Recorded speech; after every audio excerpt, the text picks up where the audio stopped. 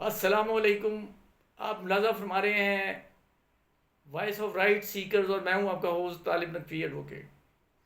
اس سے پہلے کہ میں اگلی بات کروں، یہ وضاحت ضروری ہے کہ مختلف نوعیت کے ہمارے پاس میسیجز آتے رہتے ہیں. آج ایک لیگل حوالوں سے جو ایک میسیج آیا ہے، آج ہم آپ کو وہ اس کی وضاحت کرنا چاہ رہے ہیں، اور اس کے بعد پھر ہم آگے اگلی بات اپنی کریں گے جو ظاہر ہے ہم کرتے آئے ہیں. بات یہ ہے کہ ہم سے یہ سوال کیا گیا ہے کہ اگر خاتون کو گھر بھیج دیا گیا ہے اور خرچہ بھی نہیں دیا گیا، اور ماں باپ نہیں چاہتے اور خاتون بھی نہیں چاہتی کہ میں علیحدہ ہوں اپنے شوہر سے، تو کیا وہ خرچہ کلیم کر سکتی ہے؟ تو جی ہاں، وہ خرچہ کلیم کر سکتی ہے، اور اس کے لیے باقاعدہ پٹیشن فیملی کورٹ میں دائر کرنی ہوتی ہے، اور اس کے بعد وہ فریق ثانی کو بلایا جاتا ہے. اور آپ کا جو دعویٰ ہوتا ہے، مثال کے طور پر اگر 2 بچے ہیں تو 10,000 آپ نے کلیم کیا ہے، 20,000، اور 10,000 آپ نے اپنا کلیم کیا، یا ایک مثال کے طور پہ کہہ رہا ہوں، تو وہ 30,000 ہو گیا. یہ 30,000 کا دعویٰ آپ کریں گے فیملی کورٹ میں.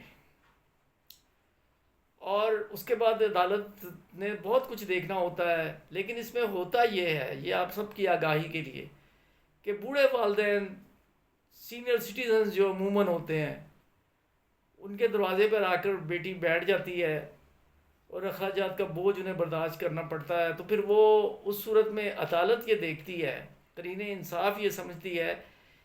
کہ یہ کیس تو چلے گا، دعویٰ جواب دعویٰ، اور اس کے بعد پھر آگے معاملات چلیں گے، لیکن عدالت جو ہے وہ کوشش یہ کرتی ہے، کوشش کیا کرتی ہے بلکہ حکم دیتی ہے کہ جیسے ہی جواب دعویٰ موصول ہو جاتا ہے، دوسری پارٹی آ جاتی ہے، اس کے بعد عدالت یہ سوچتی ہے کہ اب تو اس میں تاریخیں پڑیں گی، 6 مہینے نکل جائیں، سال نکل جائے، تو عدالت جو مناسب سمجھتی ہے، مثال کے طور پر اگر 30,000 کا دعویٰ ہے تو وہ 15,000 عبوری خرچہ جو ہے وہ پابند کر دیتی ہے شوہر کو، کہ جب تک یہ تمہارے نکاح میں ہے تو بیوی کا 10,000، اور جب تک یہ لڑکی ہونے کی صورت میں اس کی شادی نہیں ہوتی، اور لڑکا ہونے کی صورت میں 18 سال کی عمر تک نہیں پہنچتا، اس کا خرچہ آپ پر واجب ہے. اور پھر وہ سلسلہ شروع ہو جاتا ہے. پھر باقاعدہ طور پہ گواہان پیش ہوتے ہیں دونوں سائڈ سے، سورس آف انکم ڈسکس ہوتا ہے، اور اس کے بعد پھر ڈگری خرچے کی جاری کر دی جاتی ہے. یہاں یہ وضاحت بھی ضروری سمجھتا ہوں کہ اس میں اور کنیکٹڈ میٹرز بھی ہوتے ہیں. میرا مشورہ ہمیشہ سے یہی رہا ہے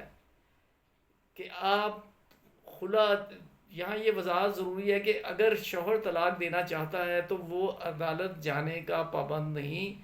بلکہ ثالثی کونسل میں وہ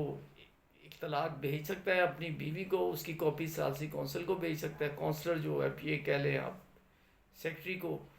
اور وہ اس طرح 3 طلاقیں بھیج کے، تو 3 طلاقیں جب کمپلیٹ ہو جاتی ہیں تو پھر وہ طلاق انفورسمنٹ سرٹیفکیٹ جاری ہو جاتا ہے. یہ اس صورت میں ہے کہ اگر مرد طلاق دیتا ہے، اور اگر عورت علیحدہ ہونا چاہتی ہے مستقل، تو اس کے لیے وہ خلا کا دعویٰ کرنا ضروری ہوتا ہے. اور اس دوران عدالت جو ہے وہ ضرور یہ کوشش کرتی ہے کہ مصالحت کی ایک کوشش کرتی ہے. وہ مصالحت اگر ممکن نہ ہو تو انسٹنٹلی وہ جو ہے نا آ کے وہ کہہ دیتی ہے کہ جی میں گزارا ان کے ساتھ نہیں میرا ہو سکتا، تو وہ ڈگری کیس ہو جاتا ہے. لیکن یہاں ایک وضاحت ضروری ہے، اگلی ای او بی آئی کی خبر سے پہلے میں یہ وضاحت ضروری ہے کہ کوشش آپ کیجئے کہ اگر آپ کے مطلب حالات ایسے ہو گئے ہیں کہ آپ کو کھلا لینا نہیں ہے، تو پھر دوسرے معاملات، جہیز، سامان اور حق مہر وغیرہ، ان سب کا دعویٰ یکجا کریں تو بعد میں کمپلیکیشنز نہیں ہوں گی.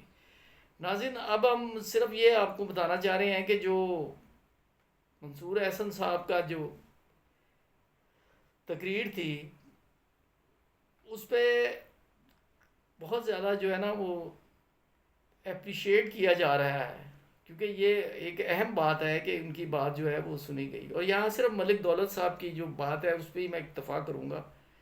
کہ انہوں نے کہا کہ ہم علمدار رضا کی کاوشوں کی تعریف کرتے ہیں جس کی وجہ سے سینٹ میں ای او بی آئی کا بجٹ میں شامل نہ کرنے کا تذکرہ کیا گیا. پیپلز پارٹی کے علاوہ مسلم league, Tehreek Insaf, M Q M کے نمائندے بھی خاموشی ختم کریں اور 80 ملین لوگوں کا حق لے کر دیں، پینشن 10,000 سے 37,000 کرا لیں. مسرور صاحب نے بجا کہا ہے کہ ای او بی آئی کے ہونے کنٹریبیوشن پینشن فنڈ کا ادارہ بنایا جائے، بلکہ ای او بی آئی کو جدید بنیادوں پر استوار کریں. Well done Alamdar Raza and senator Mansoor Ahsan. یہ ملک دولت علی جو کنوینر ہیں ایفوا پنجاب کی، یہ انہوں نے کیا. بہرحال ہم تمام لوگوں کو خراج تحسین پیش کر رہے ہیں جو جو اپنے حق کے لیے لڑ رہے ہیں. مزید تفصیلات کے لیے ہم آئندہ حاضر ہوں گے. اجازت دیجیے. اللہ حافظ.